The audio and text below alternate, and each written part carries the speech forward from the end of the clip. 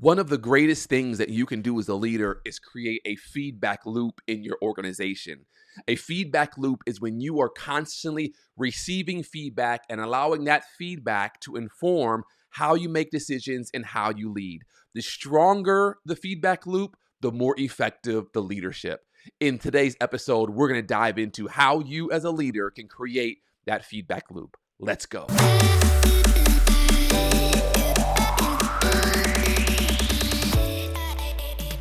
I want to welcome you to another episode of the Vision Clarity Leadership Podcast. My name is Seth Yelorda, and I want to thank you, leader, for taking the time out of your busy schedule to listen to this podcast. My whole purpose for doing this is to help you become a high-performance leader so that you can lead high-performing teams to make a big difference in this world.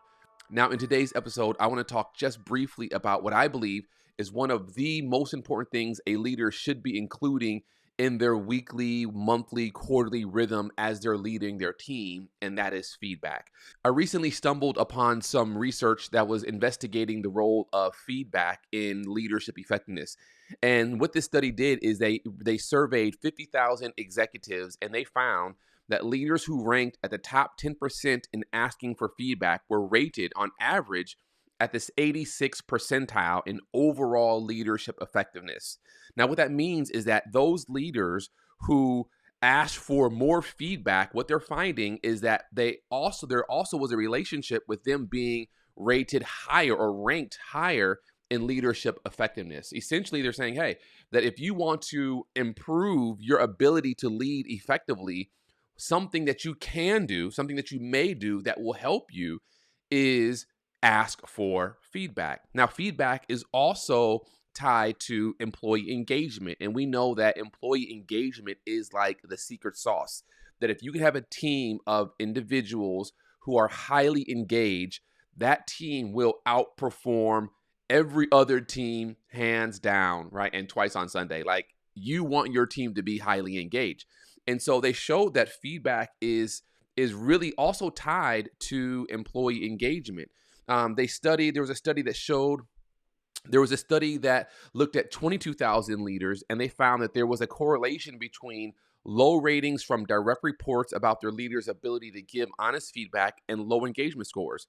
Conversely, they found that a leader who was rated in the top 10% of giving honest feedback, their reports rank their engagement in the top 23%. So basically, they're showing a relationship between a leader's ability to give honest feedback and that team's engagement scores. So if you cannot give honest feedback, and I'll go so far to say if you can't receive honest feedback, then that is going to lead to lower engagement scores from members of your team. On the opposite side, conversely, they also showed that if a leader was rated higher in giving honest feedback, that it also showed a positive correlation with their team members' engagement, and those team members were ranked in the top 23%. And so essentially, and this is just a few studies that I stumbled upon, but there are a number of studies out there that show the relationship between feedback and engagement and feedback and effective leadership. So the question that I have for you is, how often are you engaging your team in feedback?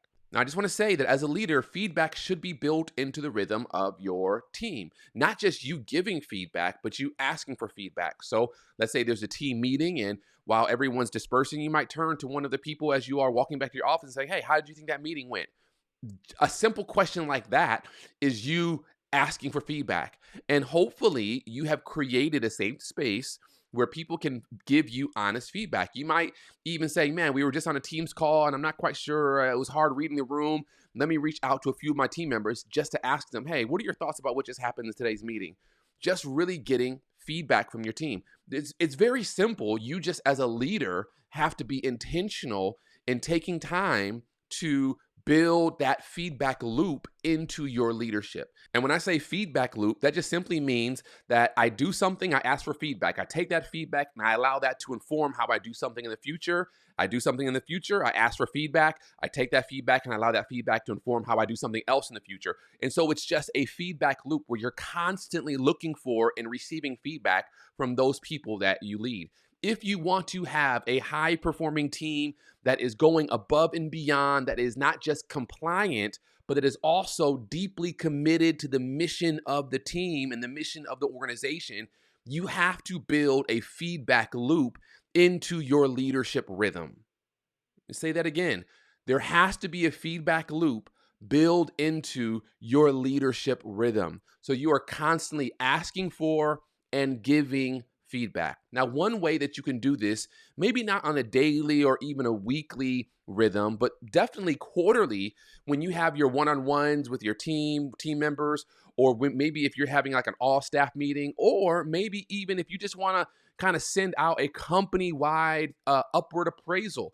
An upward appraisal is when you as a leader are asking your direct reports to appraise your performance. It's an upward appraisal. Most appraisals are downward appraisals, where you, the leader, are appraising the performance of your direct reports. But an upward appraisal is when you are asking your direct reports to appraise you. So one tool that you can use that will help you assist with getting feedback is what I like to call the stop, start, continue method. So it's very simple. It's just 3 questions that you want to ask your team and your team members in your next one-on-one with them. You simply say, what is one thing you want me to stop doing?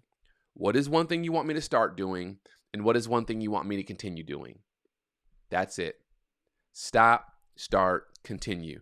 I've used this tool a number of times. I've coached leaders and worked with leaders who are currently using this tool, and it provides a really good framework for the leader to be able to actually receive good feedback that they can actually do something with. Because a lot of times feedback is, well, what did you think of the performance? Oh, it was good. Okay, someone telling you that you did a good job isn't really helping you. And you as a leader telling someone that they did a good job isn't really helping them. You need a little bit more depth to it. You need something that, okay, but what about it? What was good? Like, what could have been better? What should I do next time, or what should I not do next time? And so this stop, start, continue framework is a really simple tool that you can use that will help you as a leader get actionable feedback from your team that you can then take, you can filter, you can process, and also for you to give actionable feedback to your team. So I don't think feedback should just be one way. I think you need to receive feedback from them, and obviously you as a leader need to give feedback to them. And so in your one-on-one, it could go both ways. You can say, hey, what's one thing you would like me to stop, start, continue?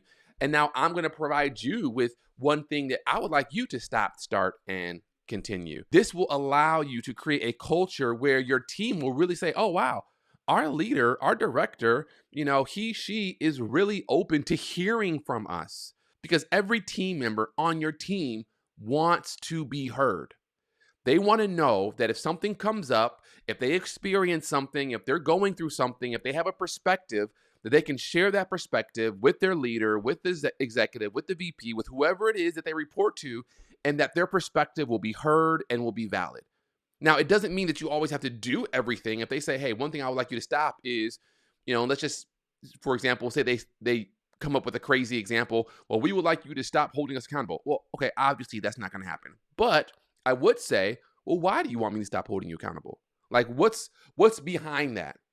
So even if one of your team members, which I don't think will happen, but just in case it does, if they come up with something crazy that they want you to stop doing, well, let's double click that and go a little bit deeper to better understand what's going on in your mind. What are you experiencing when I am holding you accountable? Is it something I'm doing that's creating an environment of kind of fear and hostility, or is it something on your end that you're trying to hide? So let's double click that and go a little bit deeper. But this stop, start, continue method is a simple, easy to use method that you can do. You can send out an email to everyone in your organization that reports to you, or everyone on the team, and it could be anonymous. You can use a SurveyMonkey or Qualtrics. You can send out an email and you can say, hey, I want you to respond to this email.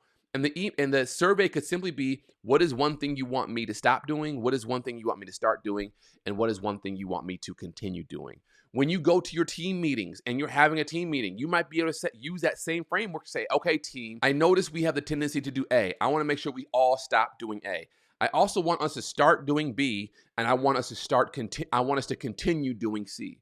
So this is a framework. This is a tool that you can use during your one-on-ones. You can use it during team meetings. You can send it out to the people on your team and have them report via survey link anonymously. You can use this in multiple settings to create a feedback loop and to create a culture where your team knows that our leader, our fearless leader, is actually listening to us. This is a simple coaching tip that I know will help expedite and grow your leadership effectiveness. Again, this is the Vision Clarity Leadership Podcast, and I want to thank you so much for listening today. I would love for you to try this, stop, start, continue, and then let me know how it goes. Send me a message on Instagram or Twitter or email, and let me know what's going on, how's it working, and if it's actually creating some value for you and for your team. Again, thank you so much for watching, and we'll see you next time.